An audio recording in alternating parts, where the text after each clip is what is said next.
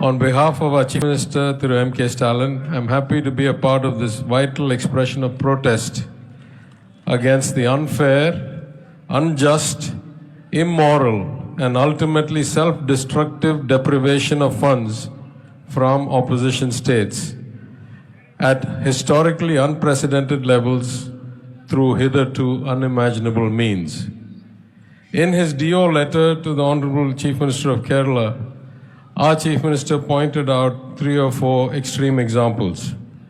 The first is the use of Article 293, subsection B of the Constitution, for the Finance Ministry of the Union Government of India to override the legislative powers of the states who have their own equivalents to the FRBM Acts and are empowered under the Constitution to set their own borrowing limits.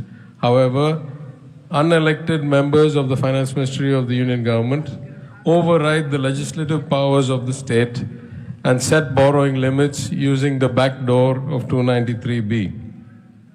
Going further, they use unfairly low estimates of the GSDP of our state and therefore set a limit as 3% or 3.5% of a much lower GSDP than those actually realized. Further, they force us to take any debts incurred in the public sector undertakings like the Electricity Board onto our state financing limit.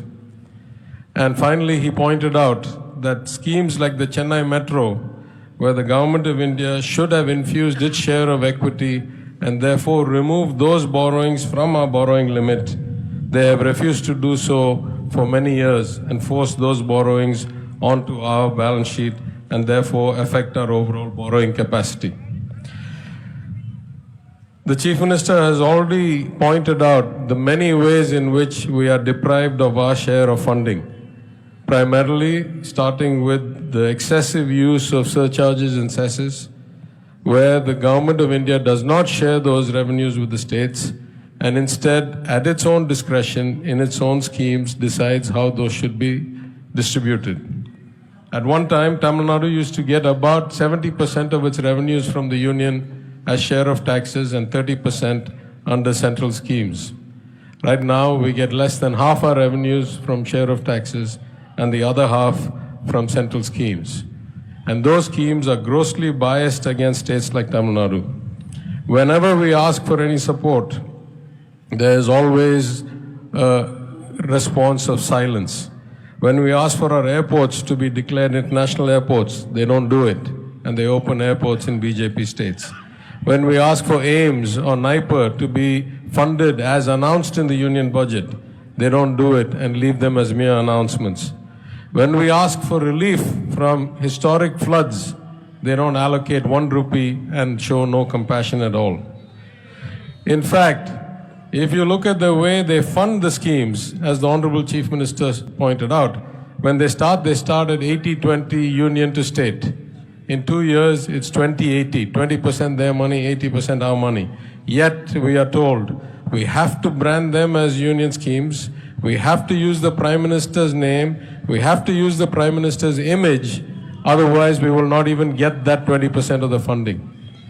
With the way that we are going towards direct benefit transfers, it will not be too long before most people will not see the image of Mahatma Gandhi on the rupee notes and instead will only be required to see the image of the Prime Minister on the identity of the scheme. These kinds of biases have been aggravated and exacerbated by the nature of GST. Many say that it is an example of federalism. I'll say the good news. The Union Finance Minister, whenever she chairs these meetings, is unfailingly courteous and allows everybody to speak. But that's about as far as federalism goes. The Union government gets to decide the agenda, it gets to decide the composition of group of ministers, it gets to nominate the chairman, it gets to have every control over the mechanism, and by design has 30% voting rights in a place where you need to have 75% voting to pass any resolution. It can deny any resolution it likes, and for the states to pass any resolution against this union's interest, you will have to get at least 15 or so states lined up to go against the union. This is not federalism.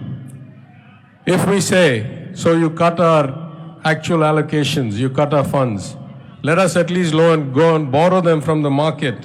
They reduce our borrowing capacity in every way possible.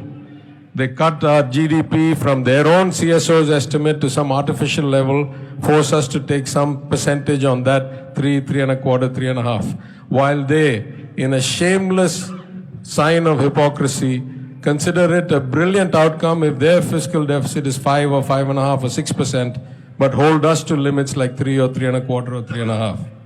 So they will not give us money and they will not let us borrow. What are the other channels available for us? We want to get foreign direct investment.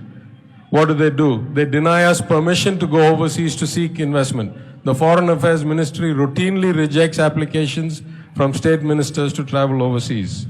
They retard or delay inbound missions who come to meet us. They divert investments to their preferred states and to GIFT City. They restrict the World Bank or ADB from funding more than one project in one state in a year. And they delay or stall FIPB approval and cabinet approval. In every way possible, they want to constrain our fiscal flexibility and our ability to service our people's needs. And yet, we have to continue this fight. In fact, from my party, I say that I learned the fight for states' rights and federalism from Peraringer Anna, who founded the party, from Talaivar Kalaignar, who ran it for more than 50 years, and from my Chief Minister, through M.K. Stalin. But one of the things we learned from Peraringer Anna is that we must take credit and join with all those whose principles match ours, and we must give them credit as well. In that sense, I pay respects to our local opposition, Ms. Jayalalitha, who also stood strong for federalism and states' rights. And I must mention here that I pay my respects to the one-time champion of federalism, the three-time Chief Minister of Gujarat, Thiru Narendra Modi, who was once the greatest champion of federalism when he was the Chief Minister. People change, seats change, nothing is permanent.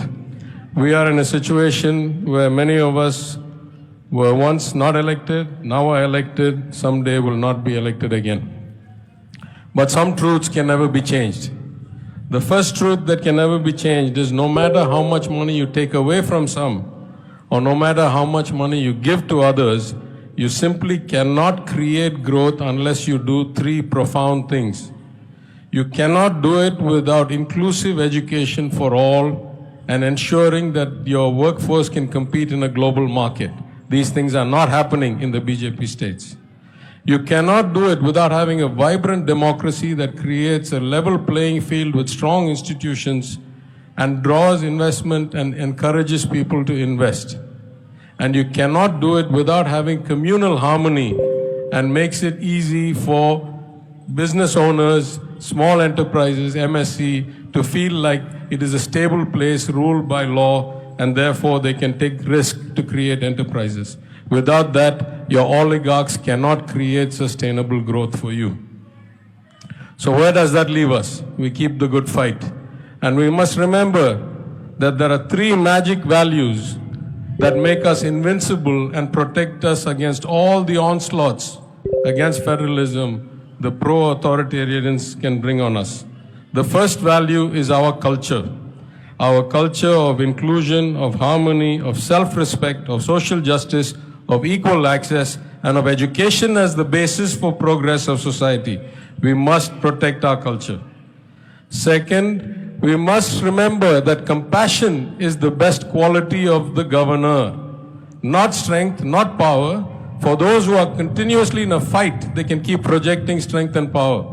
For those of us who have come to serve the people, it is compassion that defines us. It is our ability to protect the weakest and to provide for those most in need. And finally, it is competence that is our value. We must strive to do better every day, even as our resources get cut.